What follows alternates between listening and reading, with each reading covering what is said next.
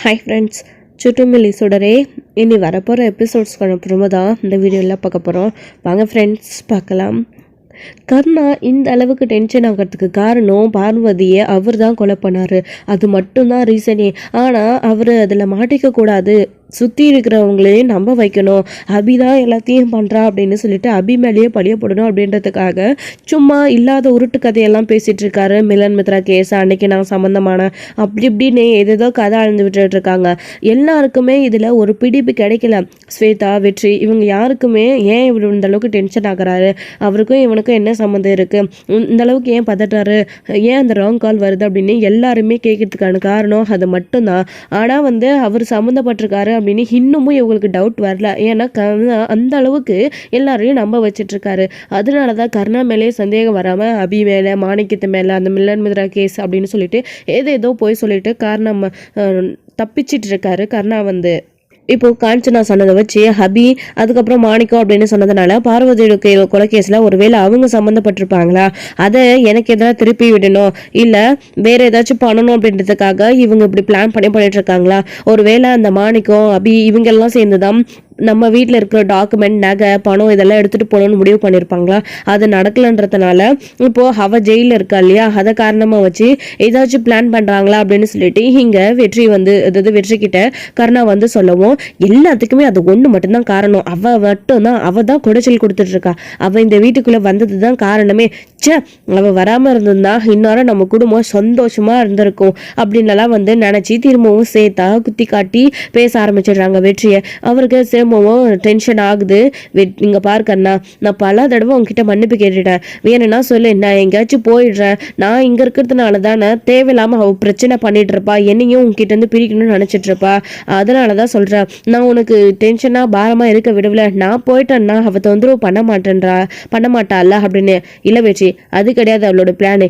நீ இந்த வீட்டுக்குள்ள இருக்க அப்படின்றத தாண்டி அவளுக்கு இந்த வீட்டுல இருக்கிற நெகா, பணம் இதெல்லாம் தேவை.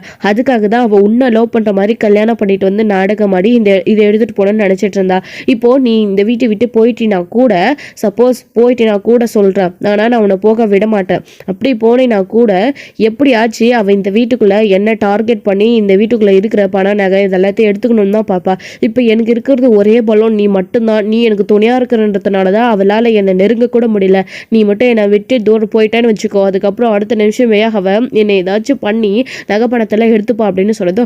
ஓ, அவ்வளோ பெரிய கிரிமினல் அவளால் அதெல்லாம் செய்ய முடியுமா அப்படின்னு சொல்லிட்டு ஸ்வேதா ஒரு பக்கம் கோவப்படுறாங்க. அப்போ வெற்றி இருந்துக்கிட்டு அதை நடக்காத காரணம் அப்படி நான் அந்த வீட்டு விட்டு போகணும் அப்படின்னு அவன் நினச்சது உண்மைனா பிளான் பண்ணி நான் உனக்காக தான் போகிறேன்னு சொன்னேன். ஆனால் அவள் இதே சாதகமாக வச்சுக்கிச்சு உன்னை டார்கெட் பண்ணுவான்னு தெரிஞ்சா கண்டிப்பாக உன்னை விட்டு ஒரு நொடி கூட நான் பக்கம் போக மாட்டேக்காரனா. நீ கவலையே படாத, இந்த பிரச்சனையே நான் பார்த்துக்கிறேன், பேசாமல் நீ ஃப்ரீயாக விடு, நீ வீட்டுக்குள்ளேயே உட்காந்து ரெஸ்டடு, அந்த ஃபோனை கொஞ்சம் நாளைக்கு ஆஃப் பண்ணி தூக்க தூரி போடு, இல்லைனா அந்த ஃபோனை என்கிட்ட கொடு, நான் பார்த்துக்கிறேன், முக்கியமான கால் மீட்டிங் அட்டன் பண்ணணும், எதுவாக இருந்தாலும் உனக்கு நான் சொல்கிறேன், அந்த ஃபோனை கொடு அப்படின்னு கேட்குறாங்க. இப்போது ஃபோனை வாங்கிக்கிட்டா அவன் ஃபோன் பண்ணி அபியோட கேஸ் விஷயமா ஆதார் இருக்குன்னு சொல்லிடுவானே, மிரட்டுவானே. அவன் ஏற்கனவே ஏற்கனவே சொல்லியிருக்கான், ஒரு இடத்துக்கு திரும்பவும் வர சொல்லி பணத்தை கொடுக்க சொல்லி செட்டில் பண்ண சொல்லி பேப்பரை, அதாவது அந்த ஆதாரத்தை கொடுக்குறேன்னு சொல்லியிருக்கான். இப்போ நம்ம வெற்றிக்கிட்ட ஃபோன் கொடுத்துட்டா அது நடக்காமல் போயிடும் அப்படின்னு அவர் மனசுக்குள்ளே பயப்பட ஆரம்பிக்கிறாரு. அப்படி இல்லை வேணாம், உனக்கு எதுக்கு டென்ஷன் வெற்றி, ஏற்கனவே நிறைய வேலை இருக்குது, இதெல்லாம் இதையும் வேறையா, ஆஃபீஸில் வேலை இருக்கும், நீ போய் அதெல்லாம் பாரு, நான் பார்த்துக்கிறேன், அப்படி ஏதாச்சும் ஃபோன் கால் மிரட்டல் வந்தால் நான் உனக்கு அடுத்த நிமிஷமே நான் சொல்கிறேன் அப்படின்ற மாதிரி இங்க எதோ சொல்லி சமாளிச்சிடுறாரு கர்ணாவை மேனுக்கிட்டு. சரி அப்படின்னு சொல்லிட்டு வெற்றியும் சரி கர்ணா மறக்காம ஃபோன் வந்தா என்கிட்ட சொல்லு அப்படின்னு சொல்லிட்டு ஃபோனை சரி அப்படின்னு சொல்லிட்டு ஃபோனை வாங்காமையா அமைதியா வெற்றி அங்கிருந்து போயிடுறாரு. இருந்தாலும் அவர் போனதுக்கு அப்புறமும் ஸ்வேதா பயங்கர கோவப்பட்டு இன்னொரு தடவை அபியை பத்தி சொல்லிட்டு திட்டிட்டு தான் இருக்காங்க. விடு ஸ்வேதா, எதுக்கு இதெல்லாம் பத்தி பேசிக்கிட்டு அப்படின்னு சொல்றாங்க. அப்புறம் ஸ்வேதா ஒரு நிமிஷம் நிலை உங்ககிட்ட பேசணும் அப்படின்னு சொல்றாங்க. என்ன விஷயம், என்கிட்ட ஏதாச்சும் தனியாக சொல்ல போகிறீங்களா சொல்லுங்க அப்படின்னு கேட்கும்போது ஸோ வெற்றி போயிட்டாரான்னு சுற்றி முற்றி யாராச்சும் இருக்காங்களான்னு பார்க்குறாங்க. மகேஷ் ஸ்கூலுக்கு போயிட்டானா அப்படின்னு உடனே அதெல்லாம் அவங்க கிளம்பிட்டாங்க அப்படின்னு சொல்லிட்டு இருக்காங்க. நீங்கள் ஏதோ பேசணும்னு சொன்னீங்களே அப்படின்னு. உண்மையிலே ஸ்வேதா, பார்வதி இருந்து எப்படி மகேஷை பார்த்துப்பாலோ அதை விட நீ 2 மடங்கு நல்லா மகேஷை பார்த்துக்கிற.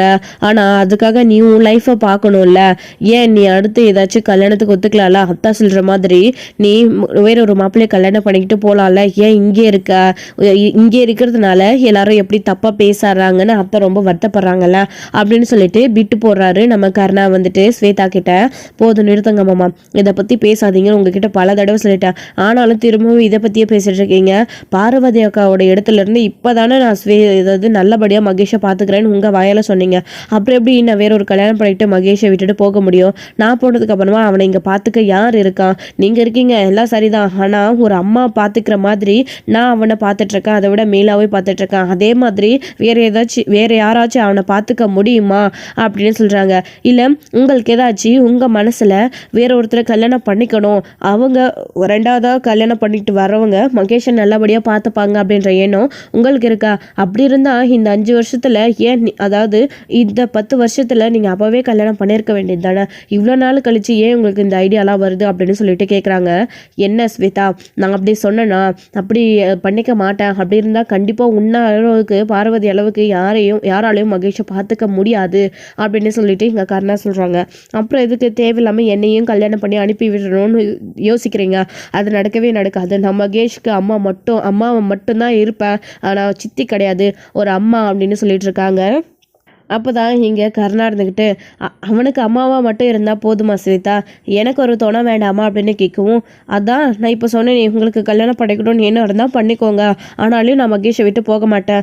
அப்படியே நீங்கள் வேற ஒரு கல்யாணம் பண்ணிக்கிட்டு சந்தோஷமாக இருக்கணும்னா சொல்லுங்கள், பேசாமல் நான் மகேஷை நான் கூட்டிகிட்டு போயிடுறேன். நான் கல்யாணம் பண்ணி போகிற இடத்துல அதுக்கு சம்மதிச்சு எந்த மாப்பிள்ளை என்னை கல்யாணம் பண்ணிக்கிறானோ அவன்கிட்ட நான் பேசி அவனை கல்யாணம் பண்ணிக்கிட்டு மகேஷை கூட்டிட்டு போய் நானே வளர்த்துக்கிறேன் அப்படின்ற மாதிரி சொல்லவும், என்ன சொல்கிற இப்படி சொல்லிட்டு இருக்கேன், அப்படி என்னால் மகேஷை விட்டு பிரிஞ்சிருக்க முடியும் அப்படின்னு சொல்கிறாங்க. அப்படின்னா அந்த பேச்சை இதோட விடுங்க, உங்களுக்கு வாழ்க்கை துணை வேணும்னு கேட்குறீங்க, அதுக்கு இப்போது நான் என்ன பண்ண முடியும்? இல்லை பொண்ணு பார்க்கணுமா, சொல்லுங்க பார்க்குறேன் அப்படின்னு சொல்லிட்டு இருக்காங்க. அதெல்லாம் ஒன்றும் இல்லை, ஏன் உனக்கு புரிய மாட்டேருந்து? நான் இவ்வளோ தூரம் சுற்றி வளைச்சு பேசுகிறேனே, மகேஷ்க்கு நீ அம்மாவாக இருக்கிற மாதிரி ஏன் எனக்கு ஒரு நல்ல மனைவியாக இருக்கக்கூடாது, உன் அக்கா ஸ்தானத்தில் நீயே இருக்கக்கூடாதுன்னு தான் கேட்குறேன், வேற என்ன தப்பாக கேட்டுட்டேன், உனக்கு இது புரியுதா இல்லையா அப்படின்னு சொல்லிட்டு கர்ணா கேட்கவும் ஸ்வேதா ஒரு நிமிஷம் ஷாக் ஆகி நிற்கிறாங்க. அப்போதான் அவங்களுடைய அத்தை கரெக்டாக வந்துடுறாங்க. ஐயோ இந்த கிளவி வேற வந்துடுச்சு, இப்போ என்ன பண்ணுறது? ஸ்வேதா கிட்ட எப்படியாச்சும் இன்னைக்கு மனசில் இருக்கிறத சொல்லிடலாம் அப்படின்னு சொல்லிட்டு பேசிட்டு இருக்கோம், அதுக்குள்ளே வந்துடுச்சு அப்படின்னு யோசிக்கவும், ஏதாச்சும் சொல்லிடுமோ அந்த கிளவி அப்படின்னு பயப்படுறாங்க. அப்போதான் அப்படி சொல்லுங்க மாப்பிள்ள, இப்பயாச்சும் உங்க மனசுக்குள்ள இந்த எண்ணம் வந்திருக்கே, அவகிட்ட கேட்கணும்னு தோணிருக்கே, இதே தானே நானும் அன்னைக்கு சொன்னேன், பேசாம நீ மாப்பிள்ளையவே கல்யாணம் பண்ணிக்கோடி அப்படின்னு. ஆனா இவ கேட்கவும் மாட்டேன்றா. நானும் இவளுக்கு ஒரு நல்லது நடக்கணும்னு கோயிலுக்கெல்லாம் திரிஞ்சு என் கால் வலி எடுத்தது தான் மிச்சம், அந்த கடவுள்கிட்ட வேண்டி என் வாயும் வலிச்சதான் மிச்சம். எத்தனை நாளைக்கு நானும் இவளுக்காக இப்படி ஓடிட்டு இருப்பேன். அதனாலதான் சொல்றேன், நானுமே கேளடி, இங்க பாரு மாப்பிள்ளையே இப்ப கேட்டுட்டாரு, அவரும் இவ்வளவு நாளா இப்படி அவருடைய அக்கா, அதாவது உன் அக்கா இடத்துல வேற ஒருத்தரை வச்சு பார்க்க முடியாதுன்னு தான் இவ்வளவு நாளா 10 வருஷமா அவரும் பொறுமையா இருந்தாரு. இதை விட வேற என்னடி வேணும்? இப்படி யாராச்சும் இருப்பானா? அவன் கல்யாணம் ஆன அடுத்த மாசமும் தூக்கி எறிஞ்சிட்டு வேற ஒரு கல்யாணத்தை பண்ணிக்கிட்டு சந்தோஷமா வாழ்ந்துட்டு போயிடுறான். ஆனா இத்தனை வருஷமா நீங்க 2 பேரும் மகேஷ்காகவே வாழ்ந்திருக்கீங்க, இனியும் சேர்ந்து ஏன் மகேஷ்காகவே வாழக்கூடாது? அவர் சொல்றது கரெக்ட் தானே அப்படின்னு சொல்லிட்டு அவங்களுடைய அம்மா கேட்கவும் இங்கே ஸ்வேதாவும் யோசிச்சுட்டு இருக்காங்க. என்ன ஸ்வேதா, அப்படியோ கிளவி நமக்கு சாதகமாக பேசிடுச்சு அப்படின்னு நினச்சிக்கிட்டு என் மனசில் தோணுதை நான் சொன்ன ஸ்வேதா, நீயும் வேற ஒரு கல்யாணம் பண்ணிக்கிட்டு போகவும் மாட்டுற, அத்தையும் உன்னை நினச்சி கவலைப்படுறாங்க. பேசாமல் நீ இங்கேயே கல்யாணம் பண்ணிக்கிட்டு சந்தோஷமாக இருந்தால் கூட அத்தை அதை நினச்சி சந்தோஷம் தானே படுவாங்க. நான் அத்தை மகேஷ் எல்லாரும் இந்த வீட்டில் சந்தோஷமாக இருக்கலாம், இழந்த சந்தோஷத்தை திரும்ப நம்ம பெறலாம். பார்வதி இறந்துட்டா, திரும்பவும் நமக்கு கிடைக்க போகிறது கிடையாது. 10 வருஷம் ஆயிடுச்சு, இன்னமும் இறந்த நினைச்சு என்ன பண்ணிட்டு இருக்க முடியும்? அவ செத்ததுக்காக நம்ம பாவ மன்னிப்பு கேட்டு பேசாம கல்யாணம் பண்ணிக்க வேண்டியது தானே அப்படின்னு கேட்கவும் ஸ்வேதா யோசிக்கிறாங்க. இல்லை நான் எதுவுமே டக்குன்னு பதில் சொல்ல முடியாது, யோசிச்சுதான் முடிவு சொல்லணும் அப்படின்னு சொல்றாங்க. வாய் நேர ஸ்வேதாமான்னு கூப்பிடுறான். அது உண்மையா இருந்தா நீ இதுக்கு ஒத்துக்கணும் அப்படின்ற மாதிரி இங்க மகேஷ் அதாவது கர்ணா வந்து கேட்கவும் ஸ்வேதா யோசிக்க ஆரம்பிச்சிடுறாங்க. ஸோ இது ஒரு பக்கம் இருக்க, இன்னொரு சைடு அங்க பணத்துக்கு என்ன பண்றதுன்னு தெரியல நம்ம சண்முகத்துக்கு. ஆனால் சுடர் வந்து எப்படியாச்சும் பணத்துக்கு ஹெல்ப் பண்ணணும் அப்படின்னு என்னென்னமோ பண்ணுறாங்க, அதெல்லாம் தப்பாக தான் போய் முடியுது. ரொம்பவே ஃபீல் பண்ணுறாங்க. ஸ்கூலில் வந்து ப்ராக்டிஸ் பண்ணுறதுக்காக பேரும் சுடர் கொடுத்துருக்காங்க, அதில் வர்றதை ஏதோ சின்னதாக ஹெல்ப் பண்ண முடியும், ஆனால் நம்மளால் அந்த அளவுக்கு பணத்தை கொடுக்க முடியாதுன்னு யோசிக்கவும் செய்கிறாங்க. ப்ராக்டிஸ் பண்ணுற நேரத்தில் பிடி பீரியடில் ப்ராக்டிஸ் பண்ணாமல் வந்து உட்காந்து யோசிச்சுட்ருக்கவும் மகேஷ், தருண் இவங்க எல்லாம் வந்துட்டு என்னாச்சு, ஏன் இப்படி இருக்கு அப்படின்னு கேட்குறாங்க. என்ன காரணம்னு நம்ம தருணுக்கு தெரியும். அதனால் அது ஒரு பெரிய பிரச்சனை, அது என்ன எப்படி சொல்கிறதுன்னு தெரியலை அப்படின்னு. அதாவது அவங்க அம்மாவை பற்றி யார்கிட்டையும் எதுவும் சொல்லக்கூடாதுன்னு சொல்லி வச்சுருக்காங்க. அதனால் என்ன பிரச்சனைன்னு கூட அவங்களால சொல்ல முடியல, யோசிக்கிறாங்க. அப்போ தான் என்னாச்சு, நான் உங்களோட ஃப்ரெண்ட் தானே, என்கிட்ட சொல்ல மாட்டீங்களா, ஏன் இப்படி இருக்க நீ அப்படின்னு கேட்குறாங்க.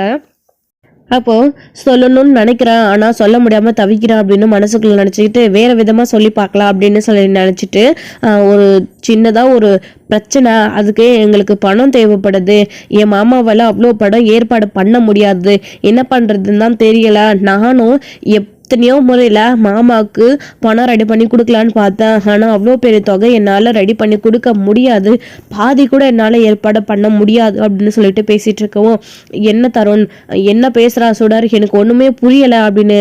ஆமாம், எங்களுக்கு ஒரு சின்ன பிரச்சனை தேவை இருக்குது, ஒரு 50,000 ரூபாய் பணம் தேவைப்படுது என் அப்பாவுக்கு, ஆனால் என் அப்பாவால் அதை ஏற்பாடு பண்ண முடியல, சுடரும் நானும் படம் வரைஞ்சி விற்றோம், அதுக்கப்புறமா வந்து ஸ்கூலில் காம்படிஷனுக்கு கலந்துக்கிட்டு ஜெயிச்சு அதுலேருந்து பணம் கொடுக்கலான்னு யோசிச்சோம், ஆனால் அதிலெல்லாம் வந்து ஏற்பாடு பண்ணி கொடுக்கறதுனால எப்படியும் ஒரு 1000 ரூபாய் 2000 ரூபாய் தான் கிடைக்குது, 50,000 ரூபாய் எப்படி ரெடி பண்ண முடியும், அதுவும் மட்டும் இல்லாமல் 25,000 ஒரு வாரத்தில் அட்வான்ஸ் கொடுக்க சொல்லியிருக்காங்க, என் அப்பா ரொம்ப தவிக்கிறாரு, என்ன பண்ணுறதுன்னு தெரியல அப்படின்னவோ, ஓ உங்களுக்கு 50,000 ரூபாய் பணம் தேவைப்படுதா, பிஸ்னஸ்க்காகவா, இதுக்கு தான் யோசிக்கிறீங்களா, பிஸ்னஸ் கைவிட்டு போயிடும்னு, ஓ இப்போ புரியுது, சரி கவலைப்படாதீங்க, அதுக்கு ஏன் இப்படி இருக்கீங்க, யார்கிட்டயோ கேட்டீங்க, என்னென்னமோ பண்ணி பார்த்தீங்க, என்கிட்ட கேட்டிருக்கலாம்ல அப்படின்னு சொல்லவும் இவங்க 2 பேருக்கு ஒரே அதிர்ச்சி. என்ன சொல்ற மகேஷ், உன்கிட்ட அவ்வளோ பணம் இருக்கா, நீ தருவியா அப்படின்னு கேட்குறாங்க. என்கிட்ட அவ்வளோ பணம் இல்லைதான், ஆனால் நான் நினச்சா முடியும், என் அப்பா இருக்காருல்ல, என் அப்பா கிட்ட வாங்கி தரேன், என் அப்பா கிட்ட இல்லாத பணமா, உங்களுக்கு வேணும்னா கடனாக கூட நான் என் அப்பா கிட்டேருந்து உங்களுக்கு தர சொல்கிறேன், அவர் பெரிய பெரிய ஃபினான்ஸ் கம்பெனியெல்லாம் வச்சிட்ருக்காரு, என் அப்பா கிட்டே நிறைய பணம் இருக்குது, நீங்கள் கேளுங்க, என் அப்பா தருவார் அப்படின்னு சொல்லவும் இப்போது இவங்களுக்கு ஒரு ஐடியா கிடைக்கிது. ரொம்ப சந்தோஷமான விஷயம் சொல்லியிருக்கேன் மகேஷ், நல்ல ஐடியா கொடுத்துருக்க, ரொம்ப தேங்க்ஸ், உன் அப்பா தருவாரா, நாங்கள் போய் கேட்டேன் அப்படின்னு. அதெல்லாம் தருவார், அன்றைக்கி கூட என் அப்பாவை கார்டு கொடுத்து உங்கள் அப்பாவை வந்து ஆஃபீஸில் ஹெல்ப் கேட்க சொல்லி இல்லை வேலைக்கு வர சொல்லியிருந்தாருல்ல, ஆனால் உங்கள் டேடி தான் வந்து பார்க்கவே இல்லை, நீங்கள் உங்கள் டேடியை போயிட்டு என் அப்பா கொடுத்த அட்ரஸில் அவங்க பார்க்க சொல்லுங்கள், கண்டிப்பாக என் அப்பா பணம் தருவார் அப்படின்னு சொல்கிறாங்க. இதை கேட்ட உடனே அவங்களுக்கு பேர் ரொம்ப சந்தோஷம். இப்போது நேராக வந்து என்ன பண்ணுறாங்க அப்படின்னா, சுடரும் தருணும் ஸ்கூல் விட்ட உடனே அங்கே போகிறாங்க, வீட்டுக்கு போயிட்டு அவங்களுடைய மாமா இன்னும் வரலை, வெயிட் பண்ணிட்டுருக்காங்க, ஹோம்ஒர்க் பண்ணிவிட்டு எப்படா வருவாங்கன்னு வாசலையே பார்த்துட்டு உட்காந்துட்டு இருக்காங்க. என்னது இதுங்க 2 என்னமோ எப்படி பண்ணிட்டு இருக்குதுங்க, புதுசாக ஏதாச்சும் பிரச்சனையை கொண்டு வர போதுங்களா அப்படின்ற மாதிரி அவங்க அம்மா யோசிச்சுட்டு இருக்கவும் அப்போதான் இங்கே வராரு சண்முகம். வந்த உடனே அப்பா மாமா அப்படின்னு ஓடி வராங்க. என்ன பிள்ளைங்களா, என்னாச்சு, நான் எதுவும் உங்களுக்கு வாங்கிட்டு வரலையே, இப்படி ஓடி வரீங்க அப்படின்னு. அதெல்லாம் எதுவும் வேணாம் மாமா, உங்ககிட்ட ஒரு விஷயம் பேசணும் அப்படின்னு சொல்கிறாங்க. என்ன விஷயம் சொல்லுங்கள், பணத்தை பற்றி தான் மாமா அப்படின்னு. உங்களுக்கு எத்தனை தடவை சொல்கிறது, அதை பற்றி யோசிக்காதீங்க, உங்கள் வேலையை பாருங்கன்னு சொல்லிட்டு அப்படின்னு சொல்லவும், இல்லை மாமா நாங்கள் அதை பற்றி தான் பேசுகிறோம், ஆனால் நாங்கள் எதுவும் ஏற்பாடு பண்ணலை, உங்களுக்கு பணத்தை ஏற்பாடு பண்ண ஒரு வழி கண்டுபிடிச்சிட்டு வந்திருக்கோம் அப்படின்னு சொல்லவும், என்ன சொல்லுங்கள் அப்படின்னு. என்ன உன் மாமாவை ஏதாச்சும் கடையை போட்டு வெளியே நிற்க வச்சிடலான்னு ரோட்டில் முடிவு பண்ணிட்டீங்களா அப்படின்னு கேட்குறாங்க. அதெல்லாம் இல்லை அத்தை அப்படின்னு சொல்லிட்டு சொல்கிறாங்க. அப்பா என் கிளாஸ்மேட், அதாவது எங்கள் ஃப்ரெண்டு மகேஷ் இருக்காங்கல்லப்பா, பர்த்டே பார்ட்டிக்கு கூட போயிட்டு வந்தோமே அப்படின்னவும், அது எதுக்கு நான் இப்போ ஞாபகப்படுத்துறீங்க அப்படின்னு சொல்லிட்டு அவங்க அம்மா கோவப்பட்டு பேசுகிறாங்க. பெரிய இடத்துலலாம் போய் பிரச்சனை வச்சுக்க கூடாது அப்படின்னு. பேசாமல் நீ அமைதியாக இருமா, நான் டேடி கிட்ட தானே பேசிகிட்டு இருக்கேன் அப்படின்னு தருண் சொல்கிறாங்க. என்னப்பா சொல்லு, அப்போ அதுக்கு என்ன அப்படின்னு. அவங்களோட அப்பா தான் உங்ககிட்ட ஸ்கூல் ஃபங்க்ஷன்லேயே கார்டு கொடுத்து, அதாவது சொல்கிற எக்ஸாம் அப்போது ஸோ அவங்கக்கிட்ட பேசிவிட்டு அவரும் கார்டு கொடுத்து நீங்களும் எக்ஸ்ட்ரா வேலைக்கு போகணுன்னு அவங்கள பார்க்க சொன்னாங்கல்லப்பா ஃபினான்ஸ் கம்பெனியில், நீங்களும் போகவே இல்லை.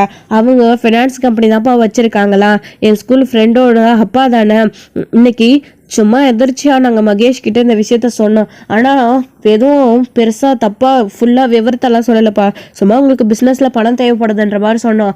ஆனால் மகேஷ் சொன்னான்ப்பா, அவங்க அப்பா கிட்ட பணம் கேட்க சொல்லி ஐடியா கொடுத்தான்ப்பா, அவங்க நமக்கு வட்டிக்கும் கொடுப்பாங்களா, இல்லை ஃப்ரெண்ட்ஸு மகேஷோட ஃப்ரெண்ட் இல்லையா, நான் வாங்கி தரேன்னு சொன்னால் சும்மாலாம் வேண்டாம், இல்லை கடனாகவே கூட ஃபினான்ஸ் கம்பெனிலேருந்து வட்டிக்கு கொடுக்குற மாதிரி வாங்க சொன்னான்ப்பா, அந்த ஐடியா சரின்னு பட்டுச்சுப்பா, நீங்கள் அவங்கக்கிட்ட பணம் கேட்குறீங்களாப்பா அப்படின்னு சொல்லவும், ஓ கடன் வாங்க வைக்கிறதுக்கு ஐடியா கேட்டுட்டு வந்திருக்கீங்க, கடன் வாங்கினா மட்டும் அதை திருப்பி எவன் கட்டுவான், இல்லை அதுக்கு வட்டி எவ்வளோ கட்டுவான்? அவங்க பார்க்கவே அவ்வளோ பெரிய ஆளாக இருக்காங்க.